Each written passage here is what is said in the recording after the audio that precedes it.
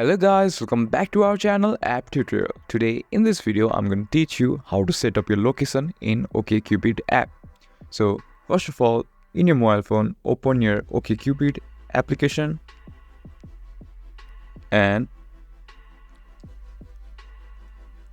go to your profile, which is going to be at your bottom right corner, and click on the pen logo, which is the edit logo, as you can see at the top here, and click on the edit again. And as you can see, here are three options: first name, birthday, and location. Click on location. Now either you can enable your location services on your mobile phone, as you can see here mine is on, or you can enter your location manually by giving your country and your state's zip code. If you find our video helpful, please leave a like and don't forget to subscribe our channel.